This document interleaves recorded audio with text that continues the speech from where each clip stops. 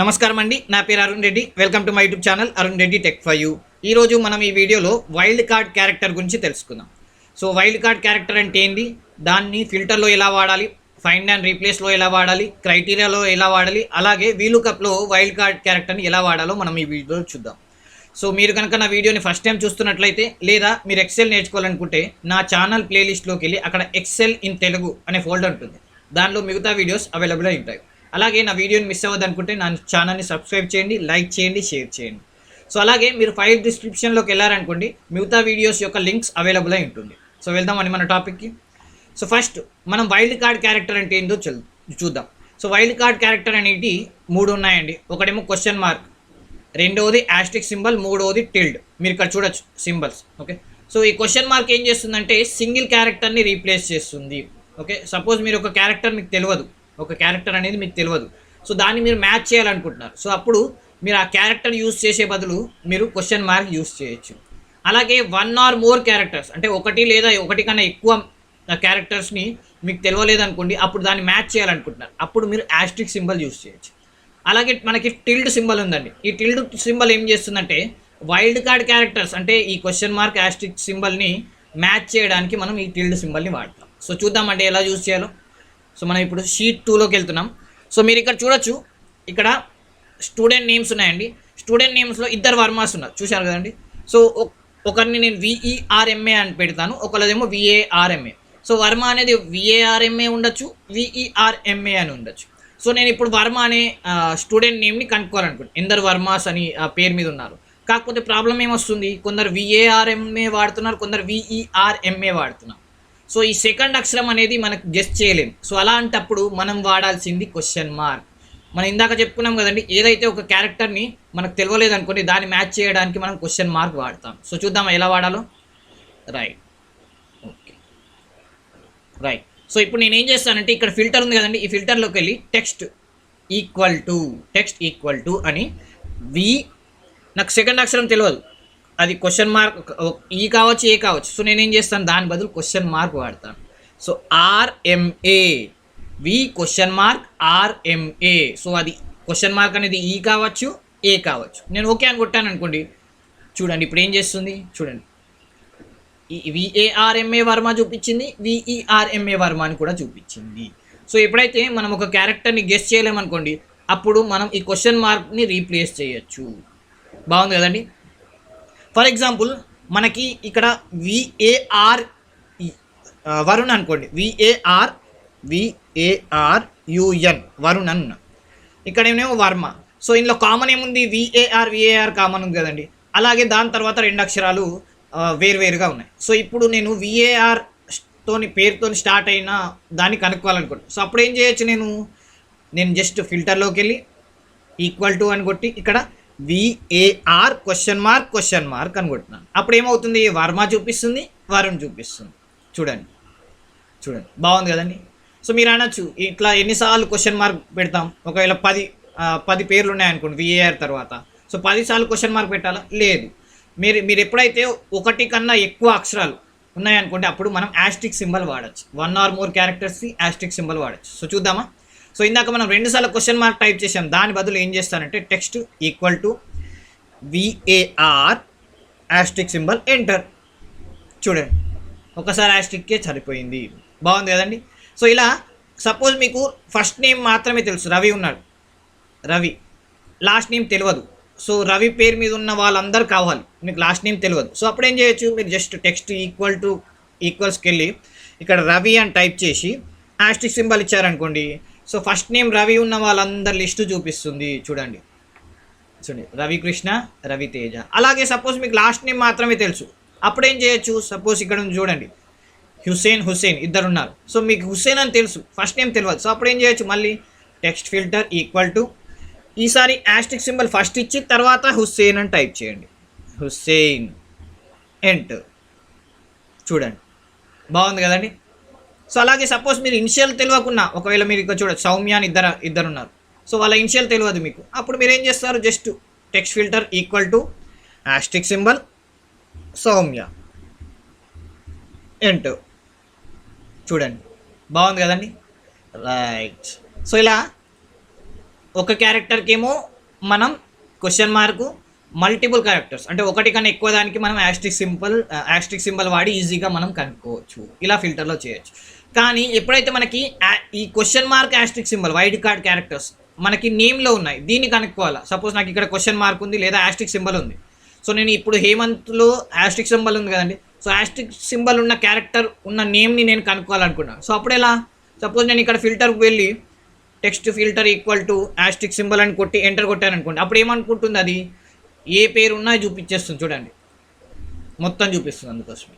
So ఇలా మనం కనుక్కోలేము. అలాగే క్వశ్చన్ మార్క్ అనుకోండి, సపోజ్ క్వశ్చన్ మార్క్ ఉన్న పేరుని కనుక్కోవాలా. మళ్ళీ నేను ఈక్వల్ టుకి వెళ్ళి క్వశ్చన్ మార్క్ అని టైప్ చేసి ఎంటర్ కొట్టాను అనుకోండి. అప్పుడు అది ఏమనుకుంటుంది, ఒకే అక్షరం ఉన్న వర్డ్ని కనుక్కోవాలేమో అనుకొని చూడండి, ఒక్కటి చూపించదు, ఒక్కటి కూడా లేదు.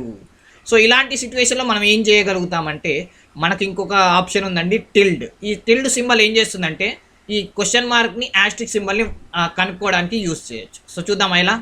సో నేను ఇప్పుడు ఏం చేస్తానంటే, ఫస్ట్ క్వశ్చన్ మార్క్ ఉన్న ఆశీష్ యాదవ్ ఉంది కదండి, దీనిలో క్వశ్చన్ మార్క్ ఉంది. సో నేను క్వశ్చన్ మార్క్ ఉన్న నేమ్ అంటే అప్పుడప్పుడు ప్లేస్లో నేను క్వశ్చన్ మార్క్ పొరపాటున కొట్టాను. నేను ఇప్పుడు అది కనుక్కోవాలనుకుంటున్నాను. సో నేనేం చేస్తాను, ఫిల్టర్లోకి వెళ్ళి ఈక్వల్ టు అని కొట్టి, ఇప్పుడు చూడండి, గమనించండి, ఫస్ట్ యాస్ట్రిక్ సింబల్ కొట్టాలి, తర్వాత టిల్డ్ సింబల్.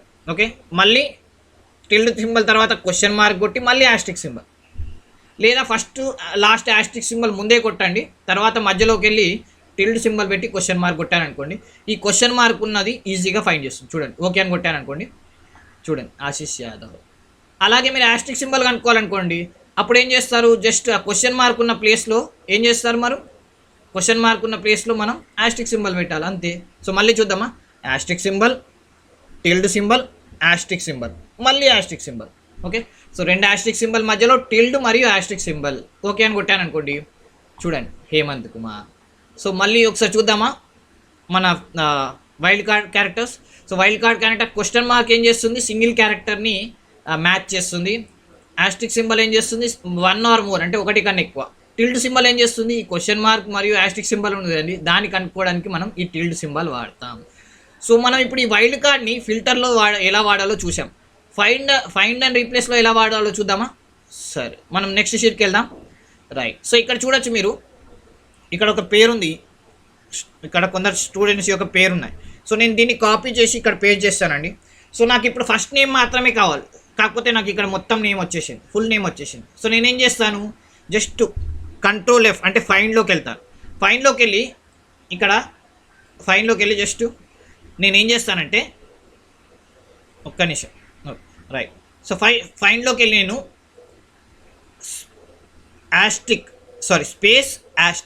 స్పేస్ యాస్ట్రిక్ అంటే స్పేస్ తర్వాత ఇక్కడ ఫస్ట్ నేమ్ ఉంది కదండి, ఫస్ట్ నేమ్ తర్వాత స్పేస్ తర్వాత ఈ సెకండ్ నేమ్ ఉంది కదండి, లాస్ట్ నేమ్ ఉంది కదండి, ఈ యాస్ట్రిక్ సింబల్ అనేది లాస్ట్ నేమ్ని రీప్లేస్ చేస్తుంది. సో నేనేం చేశాను, స్పేస్ యాస్ట్రిక్ని రీప్లేస్ చేయమంటున్నాను. దేంతోని, స్పేస్. ఇక్కడ రీప్లేస్లోకి వెళ్ళి స్పేస్ అని కొడతాను.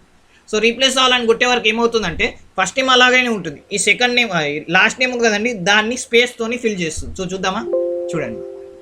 సో ఉట్టి ఫస్ట్ నేమే ఉంది. సేమ్ మనం లాస్ట్ నేమ్ కూడా చేయొచ్చు. మళ్ళీ నేను దీన్ని కాపీ చేస్తాను. సో ఇంతకుముందు ఏం చేసాం, మనం స్పేస్ యాస్ట్రిక్ కొట్టాం కదండి, ఇప్పుడు రివర్స్ యాస్ట్రిక్ స్పేస్ కొడతాం. ఓకే, చూద్దామా.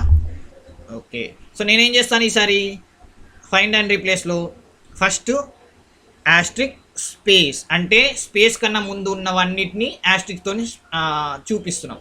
సో దీన్ని నేను స్పేస్తోని ఫిల్ చేయాలనుకుంటున్నాను. మళ్ళీ స్పేస్ అని కొట్టి నేను రీప్లేస్ అని కొట్టాను అనుకోండి, ఈ ఫస్ట్ నేమ్ మొత్తం వెళ్ళిపోతుంది. చూద్దామా, చూడండి, బాగుంది కదండి. నెక్స్ట్ నేను ఇప్పుడు ఈమెయిల్ ఐడి క్రియేట్ చేయాలనుకుంటున్నాను. సో ఈమెయిల్ ఐడి ఎలా క్రియేట్ చేస్తాను, ఇక్కడ ఆల్రెడీ మనకి నేమ్స్ ఉన్నాయి కదండి, ఈ నేమ్స్లో లాస్ట్ నేమ్ తీసేసి @gmail అని యాడ్ చేయాలనుకుంటున్నాను. సో చూద్దామా ఎలా చేయాలో.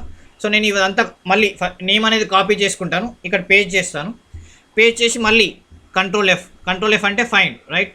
సో ఈ ఫైండ్ అండ్ రీప్లేస్కి వెళ్తాను. ఓకే, సో ఫైండ్ అండ్ రీప్లేస్కి వెళ్ళి ఇక్కడ ఏం చేస్తాను, ఫస్ట్ ఏం చేస్తానంటే, ఇక్కడ ఇంతకుముందు చూసాం కదండి, యాస్ట్రిక్ స్పేస్ అన్నాం అనుకోండి, అప్పుడు ఏం చేస్తుంది, ఫస్ట్ నేమ్ని రీప్లేస్ చేస్తుంది. స్పేస్ యాస్ట్రిక్ అన్నాం అనుకోండి, సెకండ్ నేమ్ లాస్ట్ నేమ్ని రీప్లేస్ చేస్తుంది. నేను ఇప్పుడు ఏం చేయాలి, స్పేస్ యాస్ట్రిక్ అని టైప్ చేయాలి. దాని తర్వాత కింద నేను ఇంతకుముందు స్పేస్ అని ఇచ్చాము. ఓకే, సో దాని బదులు నేను ఈసారి @gmail.com gmail.com అని ఇస్తాం. ఓకే, సో రీప్లేస్ ఆల్ అని కొట్టాను అనుకోండి, చూడండి మీరు ఇక్కడ చూడొచ్చు అన్నీ రీప్లేస్ అయిపోయాయి. సో ఇప్పుడు ఇక్కడ చూడొచ్చు Ajay@gmail, అజయ్ కుమార్కి, రవికేమో Ravi@gmail, విజయ్ కిరణ్కేమో Vijay@gmail.com. సో ఇలా మెయిల్ ఐడీస్ ఈజీగా క్రియేట్ అయినాయి. బాగుంది కదండి. సో నెక్స్ట్ వెళ్దామా, మనం ఫంక్షన్లో ఎలా యూస్ చేస్తామో చూద్దాం. వైల్డ్ కార్డ్ సపోజ్ ఇక్కడ చూడొచ్చు మీరు, ఇక్కడ న్యూ ఢిల్లీ అని ఉంది కదండి, న్యూ ఢిల్లీ ఇండియా, అలాగే Mumbai India, Hyderabad India. So నేను ఇప్పుడు ఇండియా యొక్క అంటే మనకి ఎన్ని బ్రాంచెస్ ఉన్నాయి, ఇండియా బ్రాంచెస్ ఎన్ని ఉన్నాయో నేను కనుక్కోవాలనుకుంటున్నాను. సో దానికి జనరల్గా మనం ఏం చేస్తామంటే కౌంట్ ఇఫ్ వాడతాం. ఓకే, కౌంట్ ఇఫ్స్ వాడతాం. సో చూద్దామా, so is equal to count ifs. Okay, so count ఇఫ్స్లో మనం ఏం కండిషన్ ఇస్తాం, క్రైటీరియా. సో క్రైటీరియా రేంజ్ ఏంది, ఇది రైట్, కామా. సో నేను ఇప్పుడు ఏం చేస్తాను, ఇండియా అని ఇస్తాను. కాకపోతే ఇండియా అని ఇస్తే ఏమవుతుందంటే ఎర్రర్ చూపిస్తుంది. ఓకే, సో ఎందుకంటే ఉట్టి ఇండియా లేదు. ఓకే, ఎర్రర్ చూపిస్తుంది లేదా జీరో కౌంట్ చూపిస్తుంది. సో దానికి మనం ఏం చేద్దామంటే ఇండియా ముందు యాస్ట్రిక్ సింబల్ పెడదాం. సో అది న్యూఢిల్లీ కానీ, ముంబై కానీ, హైదరాబాద్ కానీ కౌంట్ చేస్తుంది. సో చూద్దామా, సో బ్రాకెట్ క్లోజ్ ఎంటర్. చూడండి 3 బ్రాంచెస్ అని చూపిస్తుంది. ఏవి 3 బ్రాంచెస్, న్యూఢిల్లీ ఒకటి, ముంబై ఇండియా ఒకటి, హైదరాబాద్ ఇండియా. బాగుంది కదండి. అలాగే నేను ఇప్పుడు టోటల్ చేయాలనుకుంటాను. న్యూఢిల్లీ ఇండియాది, ముంబై ఇండియాది, అలాగే హైదరాబాద్ ఇండియాది యొక్క ఇన్కమ్ని టోటల్ ఇండియాలో వచ్చిన ఇన్కమ్ని నేను సమ్ చేయాలనుకుంటాను. సో అప్పుడు ఏం చేస్తాం, మళ్ళీ సమ్ ఇఫ్స్. సో దానికన్నా ముందు is equal to, okay, is equal to some ifs, right. So ఇందులో మళ్ళీ ఏంటి, సమ్ రేంజ్ ఎక్కడ ఉంది, ఇక్కడ ఉంది. సమ్ రేంజ్ ఎక్కడ ఉంది, ఇక్కడ ఉంది, right. Okay, comma criteria range ఎక్కడ ఉంది, ఇక్కడ ఉంది. సో ఈ క్రైటీరియా రేంజ్ కామా, మళ్ళీ ఈసారి ఏం చేయాలి, ఇండియాని కనుక్కోవాలి. సో ఈసారి మళ్ళీ నేను హ్యాష్టిక్ సింబల్ పెట్టి ఇండియా అని టైప్ చేస్తాను, బ్రాకెట్ క్లోజ్ ఎంటర్. చూడండి 1,05,000. చూద్దామా, సో న్యూఢిల్లీ 20,000 ప్లస్ 50,000 70,000 ప్లస్ 35,000 1,05,000. బాగుంది కదండి. సో ఇలా మనం సమ్ ఇఫ్లో, కౌంట్ ఇఫ్లో కూడా యూస్ చేయొచ్చు. అలాగే మనం యూకే యూఎస్ కూడా చూడొచ్చు. సపోజ్ ఇక్కడ చూడండి యూఎస్ఏ ఉంది కదండి. సో నేను ఇప్పుడు యూఎస్ఏ అని టైప్ చేశాను అనుకోండి, యాస్టిక్ ఇండియా ప్లేస్లో యూఎస్ఏ అని టైప్ చేశాను అనుకోండి, పుట్టి యూఎస్ఏ సమ్ చూపిస్తుంది.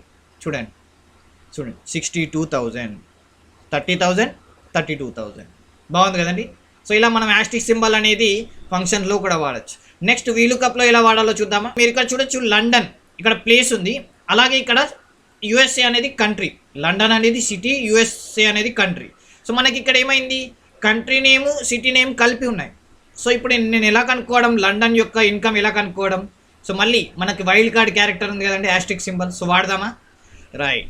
సపోజ్ నేను ఇప్పుడు ఇక్కడ వీలుకప్ అని టైప్ చేశాను అనుకోండి, వీలుకప్ అని టైప్ చేసి లండన్ కామా, ఈ టేబుల్ అరే ఉంది కదండి, మొత్తం టేబుల్ అరే కామా, సెకండ్ కాలం కామా 0 అని టైప్ చేశాను అనుకోండి, ఎంటర్ కొడితే చూడండి ఎర్రర్ చూపిస్తుంది. ఎందుకంటే లండన్ అనేది అది కనుక్కోలేకపోతుంది, ఉట్టి లండన్ అనేది ఇక్కడ ఎక్కడ లేదు. సో ఇప్పుడు మనం ఏం చేద్దాం, ఈ లండన్కి అంటే ఈ5 తర్వాతలో మనం యాస్ట్రిక్ సింబల్ యాడ్ చేద్దాం. సో యాడ్ చేద్దామా. సో దీనికి మనం ఏం చేయాలంటే అండ్ అని వాడి కొటేషన్స్లో యాస్ట్రిక్ సింబల్ ఇవ్వాలి. చూడండి కొటేషన్స్లో యాస్ట్రిక్ సింబల్ ఇచ్చేసి కొటేషన్ క్లోజ్ చేయండి, ఎంటర్. చూడండి 12,000. ఇలాగే ఇప్పుడు యూఎస్ఏ ఉంది, యూఎస్ఏ ఏంటి, ఇప్పుడు లాస్ట్ నేమ్, లండన్ అనేది ఫస్ట్ నేమ్ కాబట్టి మనం తర్వాత యాస్ట్రిక్ సింబల్ ఇచ్చాం. మరి ఇప్పుడు యూఎస్ఏకి ఎలా ఇస్తాం, ముందు ఇస్తాం. సో చూద్దామా. So is equal to VLOOKUP first ఏం చేస్తాం, గుర్తుపెట్టుకోండి, ఫస్ట్ యాస్ట్రిక్ సింబల్ ఇచ్చేసి తర్వాత అండ్ ఏంటి యూఎస్ఏ అంటే E6 కామా. ఇప్పుడు ఏం చేస్తాం, మళ్ళీ ఇక్కడ column index comma, second index column index comma 0 bracket close enter. చూడండి 30,000 యూఎస్ఏ 30,000 అండ్ లండన్ 12,000. సో ఇలా ఫస్ట్ నేమ్ తెలిసినా లాస్ట్ నేమ్ తెలిసినా ఈజీగా చేయొచ్చు.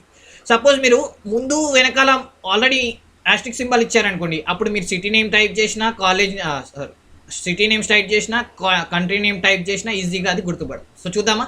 సో నేనేం చేస్తాను, ఇప్పుడు E5 ఉంది కదండి, E5 కన్నా ముందు మళ్ళీ నేను యాస్ట్రిక్ సింబల్ వాడి అండ్ అని క్లోజ్ చేస్తాను, అండ్ ఎంటర్.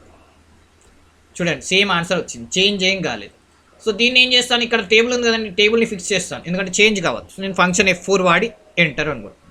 ఇప్పుడు నేను దీన్ని డ్రాగ్ చేశాను అనుకోండి, మళ్ళీ 30,000 ఉంది కదండి, ఇది ఆన్సర్ సేమ్ వస్తుంది. చూడండి చూడండి సపోజ్ ఇప్పుడు ఈ లండన్ ప్లేస్లో నేను రోమ్ అని టైప్ చేశాను అనుకోండి, చూడండి 32,000 ఆటోమేటిక్గా చేంజ్ అయింది.